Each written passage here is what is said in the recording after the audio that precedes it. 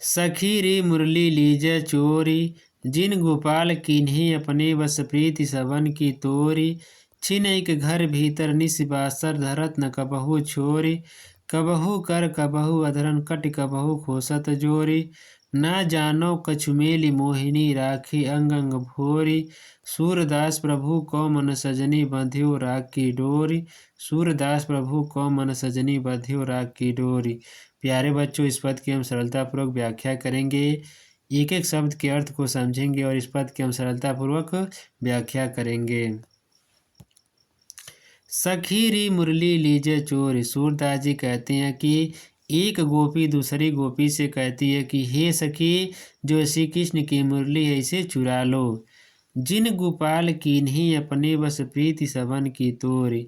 जिन गोपाल कीन्ही अपने बस, जिसने गोपाल को अपने बस में कर लिया है, जिसने श्री कृष्ण को अपने बस में कर लिया है। प्रीति सबन की तोरी, हम सबसे प्रेम को तुड़वाकर जिसने अपने हम सबसे प्रेम को तुड़वाकर जिसने श्री कृष्ण को अपने बस में कर लिया है। ये सके श्री कृष्ण की इस मुरली को चुरा लो। छिनैक घर भीतर निशिबासर धरत न कबहु छोरी। छिनैक एक क्षण के लिए भी, घर भीतर घर के भीतर हो या बाहर हो, निशिबासर दिन हो या रात हो, धरत न कबहु छोर कभी छोड़कर वह नहीं रखते हैं। कबहु कर कभी हाथों में रखते हैं। कबहु अधरन कभी होठों से लगा लेते हैं, कभी होठों पे लगा लेते हैं। कट कबहु खोसत जोर, कभी जोर से कमर में खोस लेते हैं। यहाँ से देखेंगे फिर, कबहु कर कभी हाथों में रखते हैं। कबहु अधरन कभी होठों पे रखते हैं। कट कबहु खोसत जोर, कभी जोर से कमर में खोस लेते हैं।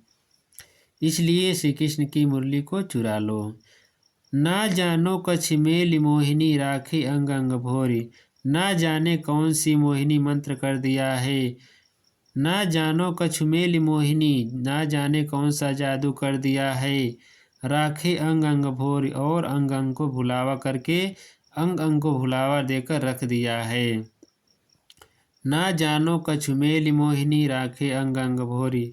ना जाने कौन सा जादू कर दिया है इस मुरली ने, जो राखे अंग अंग भोर, जो अंग अंग को भुलवा कर रख दिया है।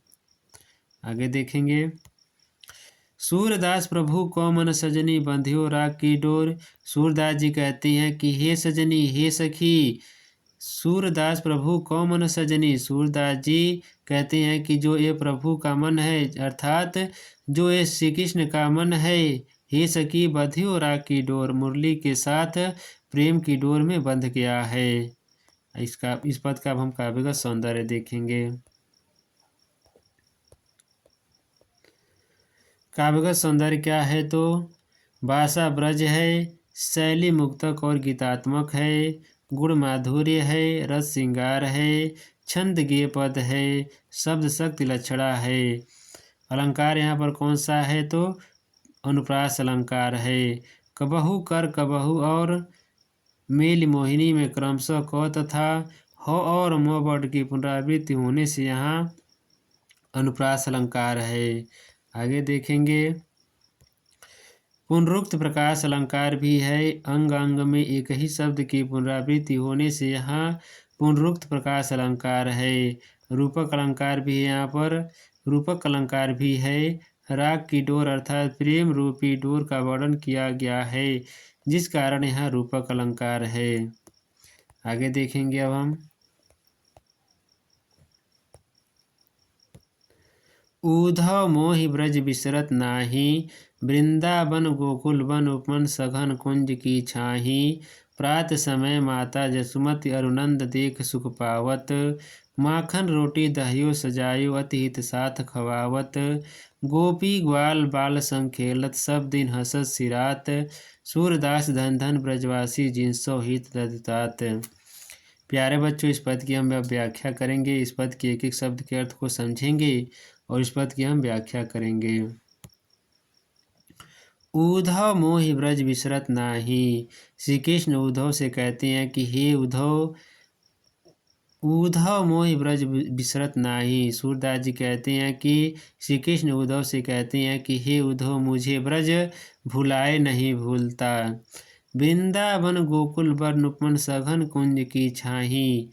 वृंदावन और गोकुल के जो वन उपवन है सघन कुंज की छाही, और वहाँ के घने कुंजों की जो छाया है, सघन कुंज की छाही, जो छोटे वृक्षों की सघन छाया है, वह मुझे भुलाए नहीं भूलता।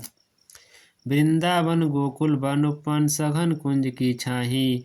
वृंदावन और गोकुल के जो वन उपवन हैं और वहाँ के छोटे वृक्षों की जो सघन छाया है, घनी छाया है, वह मुझे भुलाए नहीं भूलता। हे उद्धव, वह मुझे भुलाए नहीं भूलता। प्रात समय माता जसुमति अरुनंद देख सुख पावत। प्रात समय सुबह के समय माता यशोदा और नंद बाबा को देखकर नंद देख सुख पावत। प्रात समय माता यशोमति अरुनंद देख सुख पावत। सुबह के समय माता यशोदा और नंद बाबा को देखकर सुख पावत, जो सुख मिलता था वह मुझे नहीं भूलता है। माखन रोटी दहियो सजायो अति हित साथ खवावत। माखन रोटी दहियो सजायो, माखन और रोटी और सजी हुई दही अति हित साथ खवावत, बहुत ही प्रेम के साथ खिलाते थे। गोपी ग्वाल बाल संग खेलत सब दिन हंसत सिरात। गोपी ग्वाल बाल संग खेलत, गोपी और ग्वाल बालों के साथ खेलते हुए सब दिन हंसत सिरात, सारा दिन हंसते हुए बीत जाता था। देखेंगे यहाँ से, गोपी ग्वाल बाल संग खेलत सब दिन हंसत सिरात। गोपी और ग्वाल बालों के साथ खेलते हुए सब दिन हंसत सिरात, सारा दिन हंसते हुए बीत जाता था। सूरदास धन धन ब्रजवासी जिनसो हित ददुतात। सूरदास जी कहते हैं कि ऐसे ब्रजवासी धन्य हैं।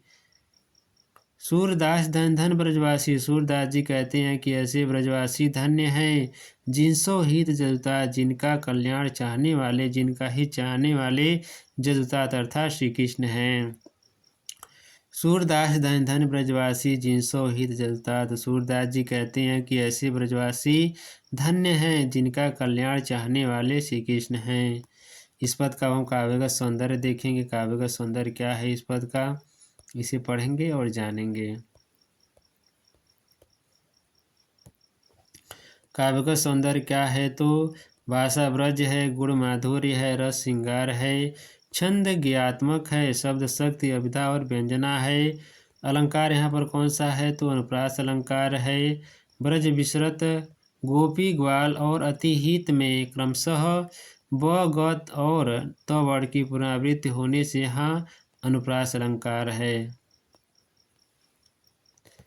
पुनरुक्त प्रकाश अलंकार भी है यहाँ पर। धन धन में एक ही शब्द की पुनरावृत्ति होने से यहाँ पुनरुक्त प्रकाश अलंकार है। आगे देखेंगे अब हम अगला पद क्या कहता है।